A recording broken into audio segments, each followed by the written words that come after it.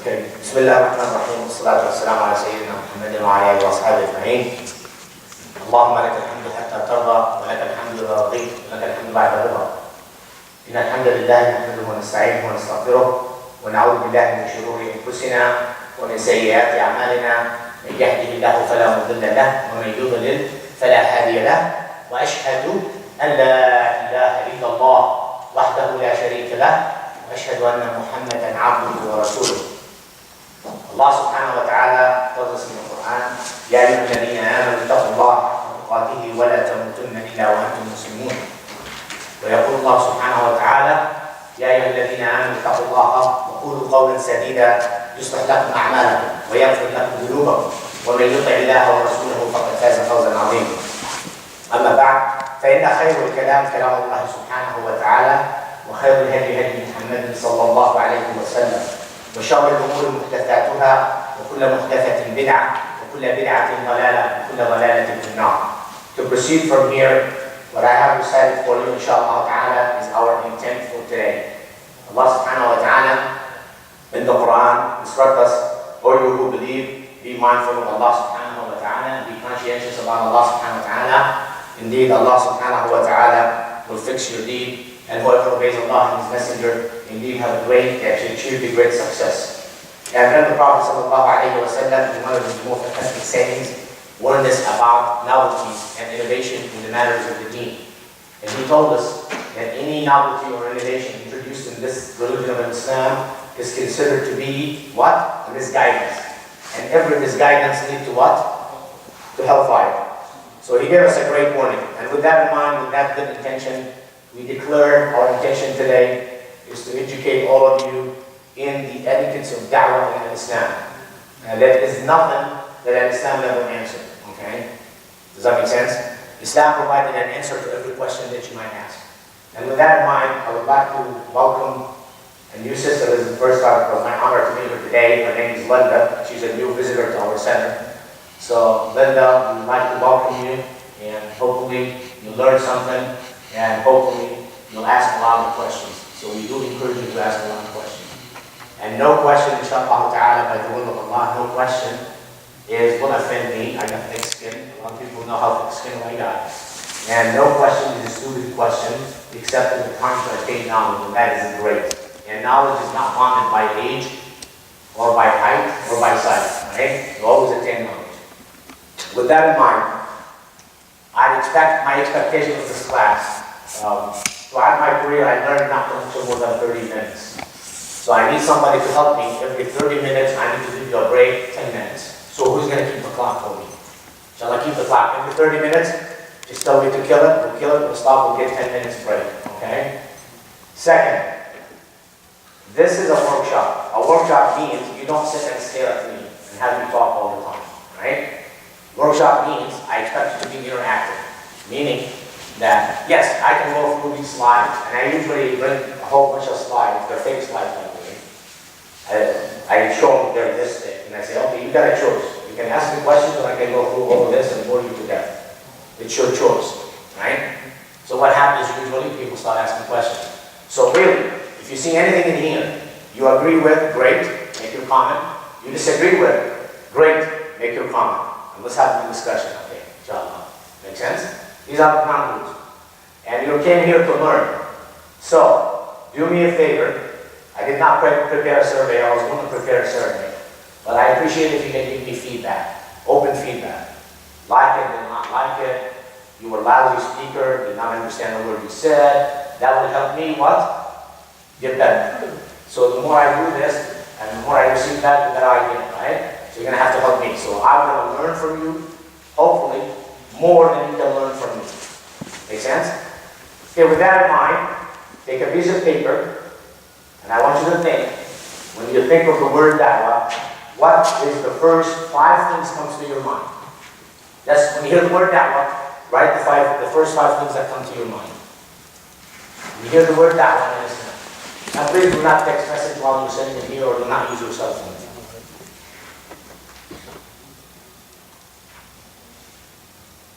What are the top 5 things that comes to your mind? What are the top 5 things comes to your mind when you hear the word Dawah? And then they don't have to do anything because you're our guest.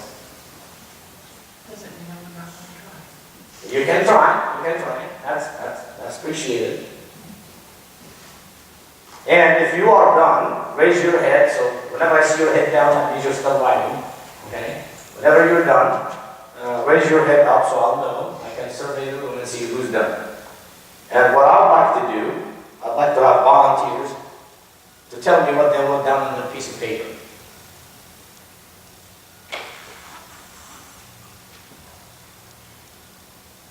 And then what we're going to do, after we share some of this knowledge, I'd like to have those papers back.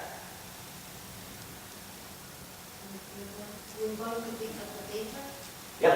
Oh, okay. I'll tell you what, if you don't, I can get it from you later. By the way, why am I doing this? It's very simple. I'm trying to survey the audience. I'm trying to find out, what do you know? That's my attempt to finding out. Now, let's see what I've done. Okay, go ahead. Tell us what you wrote. The first word is Quran, Prophet, conveying a message, argument, knowledge. Okay, can I have that paper if you don't mind? Anybody else wants to do theirs? Somebody want to do yours?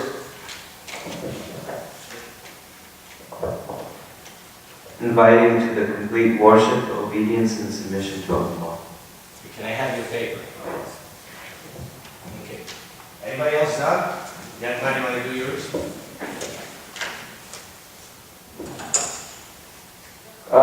It's the literal meaning of invitation.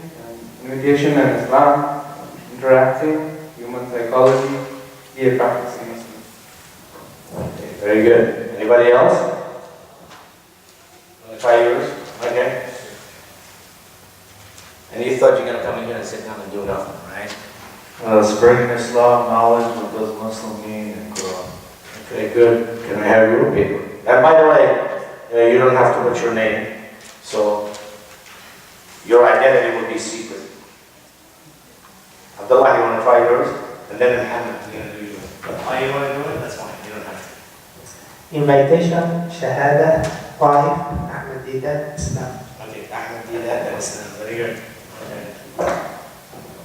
Okay, go ahead. You write this. Yes. Okay, we got one sister and three volunteers. Giving information for Okay, the use my phone so I'll be. Giving to the community and teaching people the beauty of Islam and like letting non-Muslims know that like not their ignorance to like go away because sometimes they have like misperceptions about Islam, especially like UA students, and just let them know that the beauty of Islam. Yeah. That's it. Hey, can you do the paper if you don't mind? No, absolutely not. Context as written, you start with, first of all, it goes on faith, understanding, Okay. belief, Okay. and love. Okay. Very good. Typical American. Love God to be in there. Typical American. Love God to be in there. Love God to anybody else? No, that's great because this is my experience. They're not typical American. Trust me, it is. My experience. Okay, it's not, man. We're going to respect your opinion. to tell about Allah's religion, the first one. To tell about Allah's religion, which is Islam, explain who is Allah, why we are here, the purpose, to teach non-Muslim and how to propagate Islam. Anybody else? Lahra, you want to try? You didn't write anything. Okay.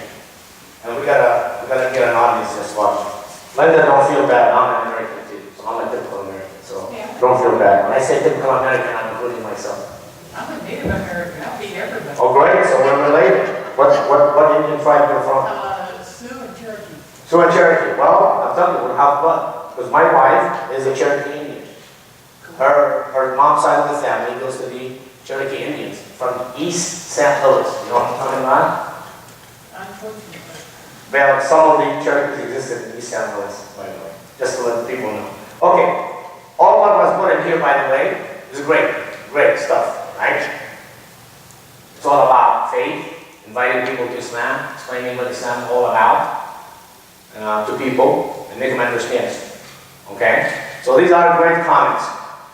Now, That Sheikh Burhan wrote this. Here's your next exercise. Your next exercise does not involve writing. It involves taking notes, right? So throughout this presentation, as I go through it, see if I hit in the elements you talked about, what da'wah means to you. And then when I throw the definition of da'wah and what it means, right? See if your definition agrees with the definitions I'm going to put on the board.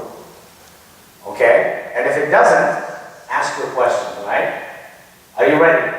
Is everybody ready? Okay, let's get started. Just like anything in Islam, here's what we're going to go through. So you'll know the topics we're going to discuss. I'm going to give you a brief introduction about Islam, the purpose of creation, right? Why did God create us? The meaning of shahada, which is one of the pillars of Islam and the most important pillar of Islam. And what does it mean, really? And then we're going to talk about the meaning of da'wah. And then we're going to go through the etiquettes of da'wah in light of the Quran and the Sunnah. Not in light of Burhan, or Abdullah, or Aisha, or Khadija. What did Allah subhanahu wa ta'ala instruct us to do and not to do? And then we're going to share with you all of this, all these definitions and all of these things that I'm talking about. Where did they come from? Did I invent them? Some of you are going to see something in here, and you're going to say in your mind, I never heard of this. So we're going to demonstrate to you that there are in the Sunnah of the Prophet ﷺ a clear example of everything that I have in those slides. And we're going to take this example and dissect it word by word and illustrate how da'wah must be propagated. Make sense? And then, issues related to giving da'wah, that will be an open forum discussion. You get to share with me your experience. When you call people or you start having discussion with other people about Islam, what was it like? Did you adhere to what you're going to see on the slides or not? And what you're going to do in the future? And then lastly, I had a set of questions were presented to me ahead of time. Those set of questions is, and here we go again, the typical American questions, right? Remember, I'm an American too. These questions are usually in the United States and around the world for that matter, right? In the United States, around the world, Muslims get asked those questions a lot. So how to best address those questions, okay? And then when we get to the sample questions, you can bring any questions you want. Test me, okay? Test my knowledge. You're going to find out very quickly. If I know, I'm going to answer. If I don't know, I'm going to say what? I don't know. I'll get to the answer later. I'm going to have to research it. Simple as that. Okay. So with that in mind, let's talk about introduction to Islam. What is the purpose of creation, right? When we talk about the purpose of creation, right? What is the purpose of creation? Did somebody switch the screens on me? Yes. Let me do this. I would like to move that out of the way.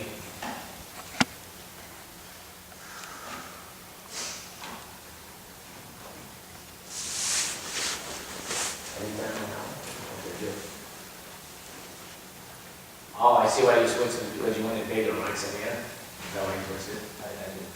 Okay, that's fine. Well, can everybody see it? Yes. Exactly. Okay. So what is the purpose of creation? Allah subhanahu wa ta'ala in chapter 51, chapter 51 is Surah Al-Dariyat, gave us a vision, gave us an objective, gave us a purpose in life. One of the first things that a lot of people struggle with, why am I here? Why Earth? Why not the moon? Why not Mars? Right? Why am I here? Why did Allah create me for a family, from a Cherokee Indian family, or from a family in India, or from a family in China or Russia? What was the purpose of this creation? So Allah subhanahu wa ta'ala beautifully articulated that to us in this verse. وَمَا خَلَقْتُ الْجِنَّ وَالْإِنسَ إِلَّا لِيَعْبُدُونَ. Allah subhanahu wa ta'ala said, which can be translated as, I have not created human beings and jinn. And please don't get mesmerized with the word with the jinn, because, mashallah, a lot of people forget the rest of the verse and focus on the word jinn. So don't ask me questions about jinn, because this is not the appropriate time to address it. But you can come one-on-one and ask me all kinds of questions. So let's focus on the word that says that ins, which is mankind. Allah subhanahu wa ta'ala beautifully tells us that He had created mankind for the purpose of what? Of worshiping Allah subhanahu wa ta'ala and singling out alone in our acts of obedience and worship.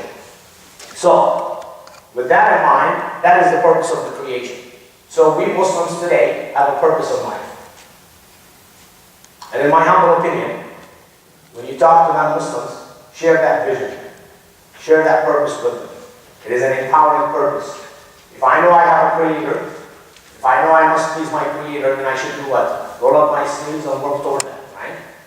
So that is the purpose of the creation. Now it is amazing that Allah subhanahu wa ta'ala, illa, use the word illa, right? The ones that know how to speak Arabic, right? Right here, this word, right? Illa. That the word illa is a word of what? Negation, exception, negation. You're negating. You're negating any other purpose except one purpose. And what is that purpose? Illa liya'budun.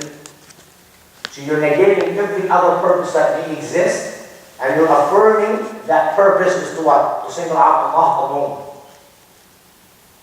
So one of the most powerful messages Muslims can give to the rest of the world, that our objective on earth is not to hoard money. Right? Our objective in life not to work 60, 70 hours a week to get ahead and become a CEO of a company. And if that happens, it's great, right? That happens, alhamdulillah, great.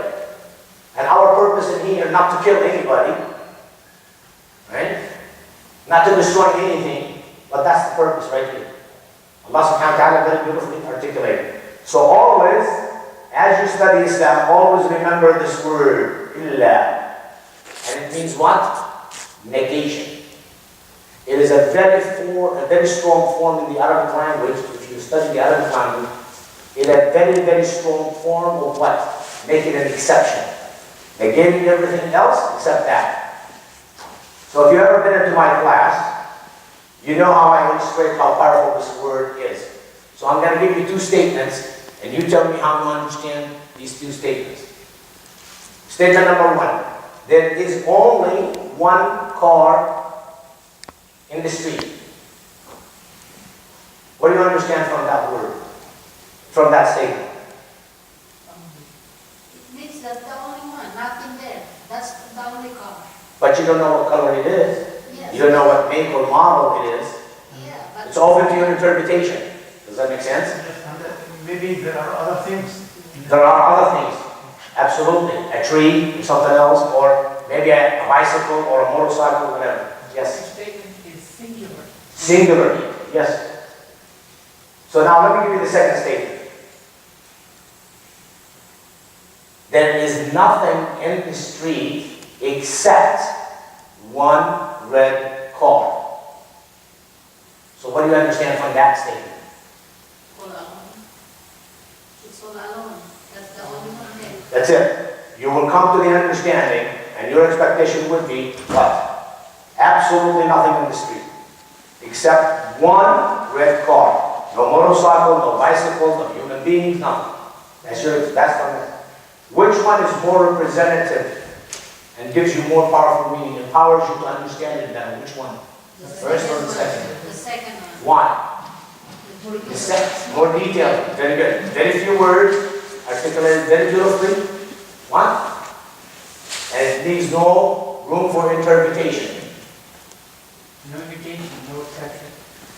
So that's why the word illa is a very important word in Islam. Because it gives you the negation. Everything else will be negated. So today, we Muslims, when we call people to Islam, we must explain this. Do you know how many people I met when I asked them, what is your purpose in life? They stumble through answering that question. Ask them. Ask anybody you know. Ask even Muslims. What is your purpose in life? Why are we here? Why Earth? Why not the moon? Why not the sun? Right? Allah is capable of doing anything He wants. He chose Earth, right? So it gives you the purpose. So Allah subhanahu wa ta'ala articulated Earth for us, created Earth, right? Created Earth for us the way it is, as perfect as it is, for us to what? Reside upon it, to do what? To reject any other purpose except one purpose. To single Him out alone, and I'm getting used to this word. Singular. Single Him out alone. We're used to these words. Single Him out alone in our acts of obedience and worship. Because if you start understanding this mentality and understanding this concept, everything in Islam becomes very clear. And you won't reject it. As a matter of fact, you'll find yourself accepting it even more and more. Does that make sense? And these contradictory questions that you're going to get, I'm going to show you, inshallah ta'ala, at the end of this, how easy it is to understand and what? Answer. And it would make sense to any human being in the face of earth. Make sense? So we understand. So the word illa, which is the negation form, you are negating what? Any other purpose that you were created for except one purpose. And that is what? To single out Allah alone in our actual obedience and worship. Make sense? You took notes. Right? Alright, let's move on. So what is the meaning of shahada? We Muslims, mashallah, we explain to people the 5 pillars of Islam. And we say, yeah, to become a Muslim, all that simply you have to say is what? Ashhadu an la ilaha illallah wa anna Muhammadan abduhu wa rasuluh.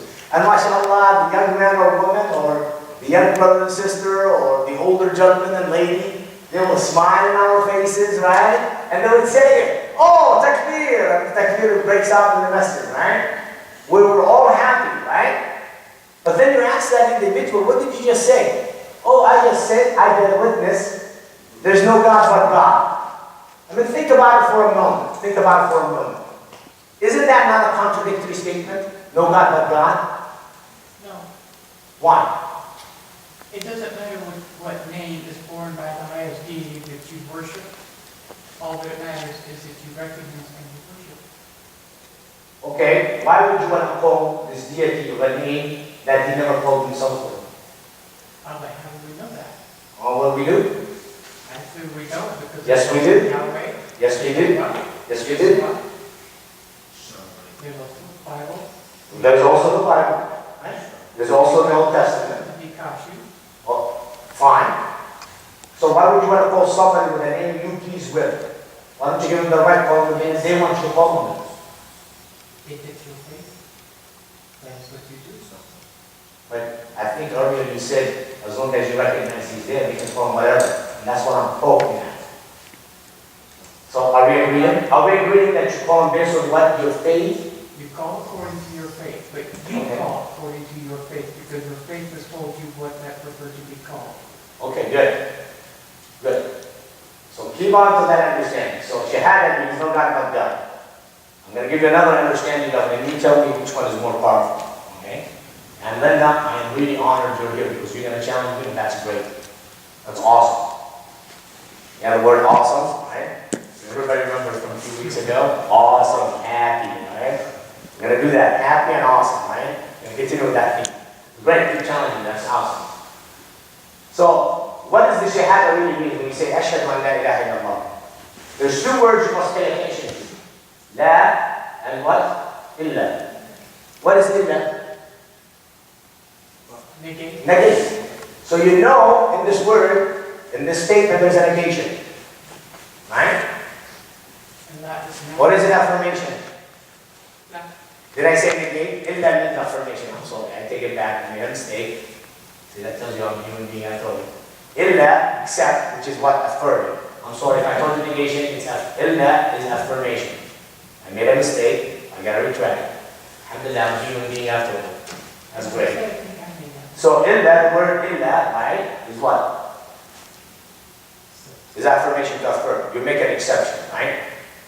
So let me give you the second meaning. Look at the second bullet. To testify, none has the right to be. None have the right to be obeyed and worshipped except Allah. And then you testify that Muhammad is his slave and his messenger. Which one is more powerful? No God but God, or I testify none has the right to be obeyed and worshipped except Allah. They are both very powerful, each in their own way. They're separate statements. Okay. There is no. I'm an atheist. How can you prove to me both statements are correct?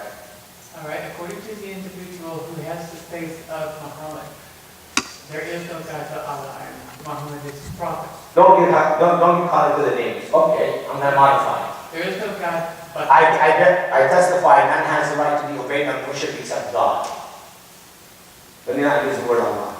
Okay. So which one? No God but God, or none has the right to be obeyed and worshipped except God. Which one is more powerful?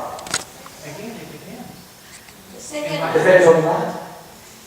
Well, it would depend on,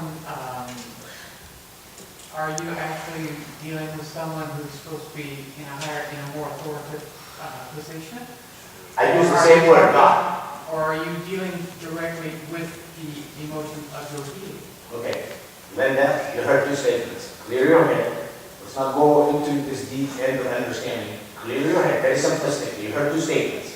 Statement number one says, no God but God. The second statement, none has the right to be obeyed and worshipped except God.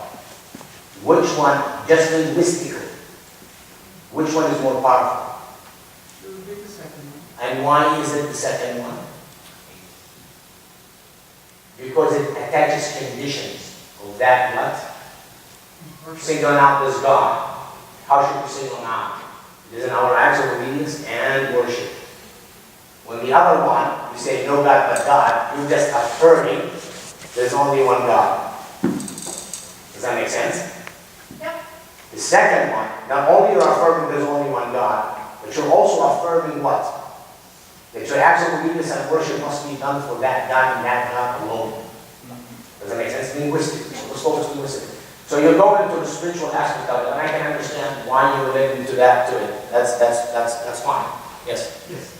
I think the idea has made 3 points. First, there is the word God itself twice. We need to use the word Allah subhanahu wa ta'ala. This is the name of Allah. The second of all, it's the matter how we feel, how we grasp the ashhadu an la ilaha illallah wa anna Muhammadan Rasulullah. Third and most important, we need to see that in Arabic. Absolutely. Well, we'll come to that. I will dissect you. What you're headed to is what's yet to come. But right now, what I'm trying to show you and demonstrate to you, very important concept in giving dawah to people. And I'm glad, again, I'm very pleased that Linda's here because she's going to challenge me. That's great.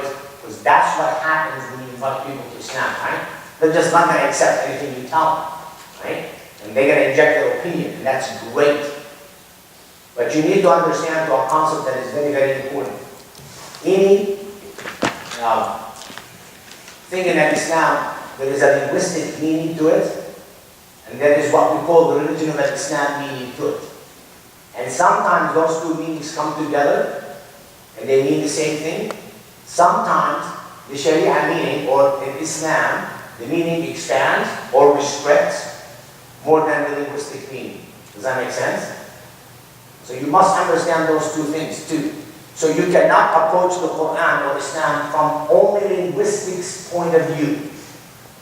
You cannot approach Quran. And you're going to see in the question sections, non-Muslims are asking us about linguistics point of view. And you cannot debate with them from a linguistics point of view. Because that's not the true meaning. Does that make sense? So you must understand there is a linguistic meaning and there is an Islamic meaning dictated by the actions of our Prophet. And that's why shahada is very important because it has two parts, right? Shahada has what? Two parts. And it must be understood as two parts. Part number one related to who? To God. We happen to call him Allah. And we Muslims believe God, Allah, whatever name you give, He is the Almighty. He's powerful. He's only one God, singular, unique, incomparable, nothing like Him. That's who God to us as Muslims. And that's why we call Him Allah. And we call Him Allah because what? He called Himself. See this word right here? That's His name. He called Himself this way. I didn't make it up. I did woke up one night or one morning and said, oh, today I shall call my God James. Right? I did. This was dictated to me by Allah subhanahu wa ta'ala, not other than. So the shahada must be understood as Muslims. We must understand and communicate. It has two parts. Part number one related to Allah subhanahu wa ta'ala and what must be attributed to Him. And the second one related to Prophet Muhammad sallallahu alayhi wa sallam, our Prophet and our Messenger, and what is related to Him, what has been attributed to Him. Make sense? Okay, let's continue. So let's break it down. Let's look at the first one. Ashhadu an la ilaha illallah. And let's go to these words. La, right? This is lam and alif. Ilaha, what's the difference between the two? There's only one letter difference, right? The alif at the beginning with the kasra, right? See this one? It has an alif with a kasra. This one doesn't, right? That's all the difference. La is negation. Illa is affirmation. So the attribute, the things that related to Allah subhanahu wa ta'ala in that statement, I testify, none has the right to be obeyed and worshipped except Allah. I'm what? I'm negating anything being worshipped and making the exception to who? To Allah subhanahu wa ta'ala. Or the acts of obedience and worship to Allah subhanahu wa ta'ala. Or to God. Let's use the word God. Okay? Does that make sense? So when you explain to people even what the shahada means, we must communicate that knowledge.